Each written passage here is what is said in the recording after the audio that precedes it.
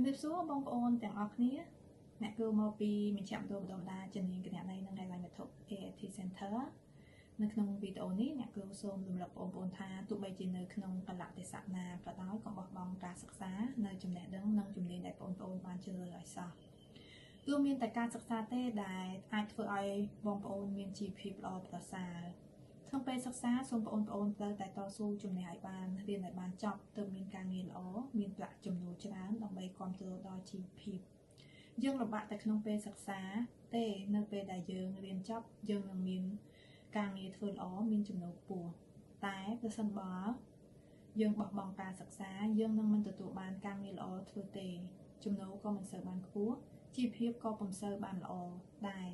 ព្រោះបើយើងពុំមានជំនាញច្បាស់លាស់ធ្វើដោយមិនដេចនឹងមានការងារល្អធ្វើបានតែការងារណាលំបាកមានចំណូលទាបអញ្ចឹងជីវភាពពិតជាលំបាកគឺលំបាករហូតហើយដូច្នេះមានតែការសិក្សាការរៀនសូត្រឲ្យចប់ទេទើបជាទ្រព្យនាំឲ្យយើងមានភាពសុខស្អំបានបើសិនជាបងប្អូនចង់ចូលរៀនជំនាញគណនេយ្យ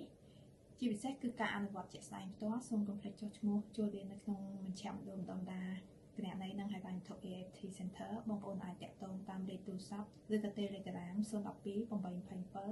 817ឬក៏តាក់ទងតាមរយៈ Facebook Page AIT Training Center តែបងប្អូនចង់ចូលរៀនគ្រាន់តែតម្លាក់លេខទូរស័ព្ទឬក៏ email ដើម្បីក្រុមការងារចុះឈ្មោះជូននោះបងប្អូននឹងបានរៀនជំនាញការអនុវត្តជាក់ស្ដែងអំពីគណនេយ្យនិងហិរញ្ញវត្ថុបើសិនជាចូលចិត្តវីដេអូនេះខ្ញុំចែករំលែកអំពីគណនេយ្យនិងផ្សេងទៀតសូមកុំភ្លេចជួយ like share និង comment ផងចាសសូមអរគុណ